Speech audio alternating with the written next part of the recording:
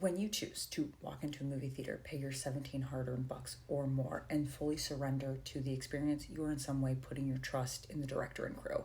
You cannot pause the film, you cannot lower the music, and you are, for 2 hours, committing to be nowhere but here. I don't go to theaters often, but I trust Ryan Coogler. That's because what he hands us in fiction has the power to change our actual lives. And I trust him because before he was the director of Sinners, which is now considered potentially one of the best movies of the year, he was the director of Black Panther. And he admitted something about the months prior to that Black Panther shoot that has touched every single video I have ever made about blackness. But the reason this movie might win that title of Best Movie of the Year and why you should go see it is because he deftly uses genre to underscore his theme here. We are told from the beginning that Ryan Coogler has set this story in the Mississippi Delta in the 1930s. Now, critics are saying that this is an example of genre blending. I disagree. I would argue strongly that this is a Southern Gothic horror film. What is that on a macro level? Well, horror is a speculative form of fiction that is designed to disturb or frighten audiences. Gothic fiction was a literary aesthetic that was popularized around the 18th and 19th century that was about haunting and striking fear into the hearts of readers. It gets its name from Gothic architecture, which was also being appreciated in a way that it hadn't been in a hot minute and was being revived as an architectural style. You know what was also factoring into some of these Gothic horror stories? Buildings, old buildings from that time period. I want you to remember what building's on fire in this film. These rundown or dilapidated or ancient to these readers places were a kind of metaphor or textural element to the text that provided a sense of torture and the haunting of the past, and our ancestry was just troubled. They were sources of old hauntings, violent struggles, and a kind of repression. Southern Gothic fiction would come later with writers like Flannery O'Connor, Americans now this time, writing about how this romantic, beautiful South was haunted by white supremacy, a Klan that had not gone anywhere, and just a darkness, this repression of this one Southern social world that covered up just so much blood and violence and extremist religion. The South, which is in shambles after the Civil War, and then after there is this attempt for reconstruction to follow the law and create a just American democracy, you have the Klan and white supremacists using bloody, violent terror for generations to tear all that down. So, perfect setting for this genre. So in this Southern Gothic tale, we have two twins who are originally from the South, Smoke and Stack. Not this guy, this is Sammy, their cousin, who return from a successful run in Chicago with a lot of money. They are setting up their dream. They want to have a juke hall that's for Black people, by Black people, and they would love to employ many of their old neighbors, friends, and maybe even some of their former lovers. They have a budget, they have equipment, they've bought a building, they're thinking of the future while also reaching back into the past and bringing their cousin and the people that they know and love with them to make this possible. But this place is haunted. There is a grotesque hatred among members of the white community who are pretending that the Klan is dormant, but they're actually part of it. This place is haunted by memories of Black men who were killed for simply following their dreams and making some money. It is haunted by babies lost and dreams squashed by white supremacy.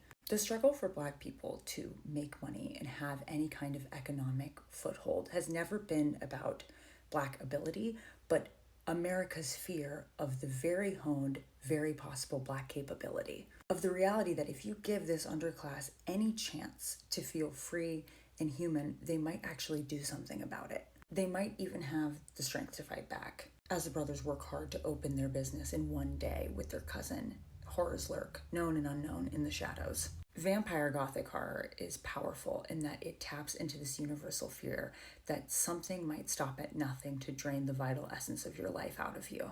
That the thing that makes you you would be swapped out so that your blood or body could become theirs.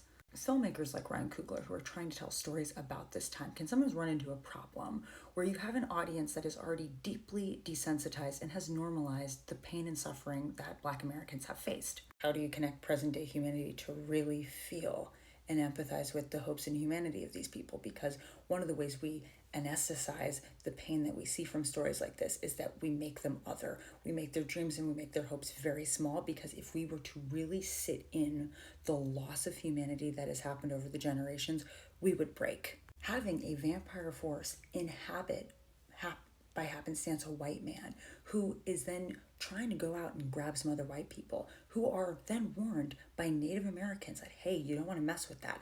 We have some wisdom for you. That wisdom is scoffed by those white people. Then it got a group of white vampires running around, and then they try to infect everybody because this kind of thing is not about the ethnicity, it's about the power and trying to find more and more people that you can control.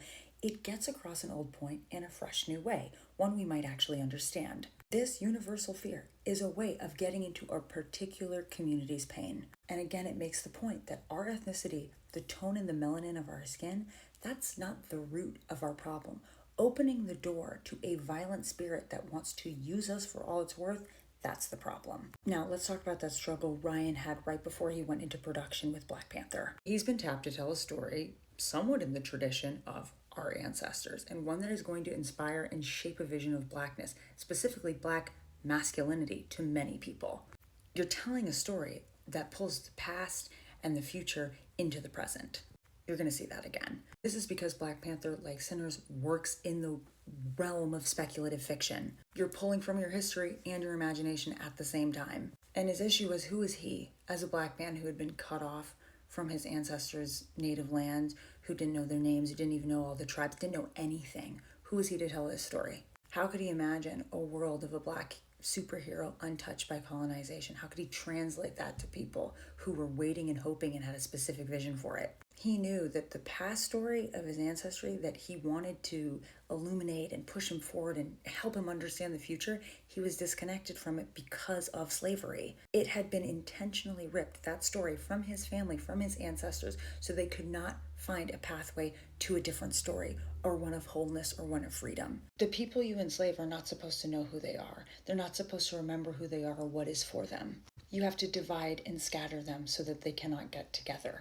Ryan Coogler's family and so many other Black Americans' family history stories were specifically destroyed because they needed to make all Black people no different from any other Negro. Black filmmakers in the United States right now have an opportunity to do what has been denied to so many of our people across the diaspora. We have watched over the decades, over the generations, as white supremacy, a specter of it, has changed its name, changed and morphed how it affects people, but has not changed its story about our alleged inferiority. In the American past, having a pen and paper as a Black person could get you killed. Telling your stories from your native land that could strengthen you could also get you killed. We were not allowed to read or write. We weren't supposed to make anything that did not serve or justify white supremacy, the story of white supremacy. That story had a very particular one about Black men and Black people.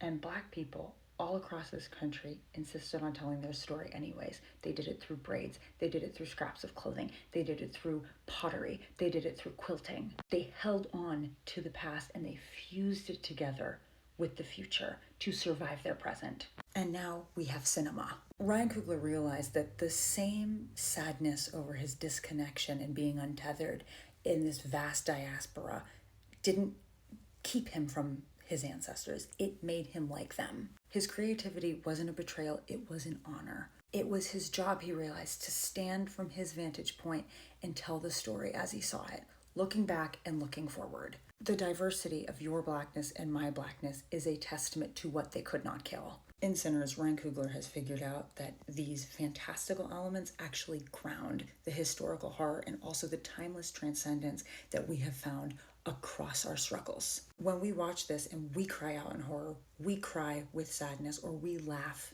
at the community, it connects us to a circle that is unbroken. We are feeling what others have felt before and will feel again. I remember when I went to Black Panther, I too wondered if my Blackness was good enough, and I grieved a history that I might not ever fully grasp or know. But this year, I got to see his other film, and I sat there and I knew that all we is one. And I have to thank him for using this genre to give us that moment.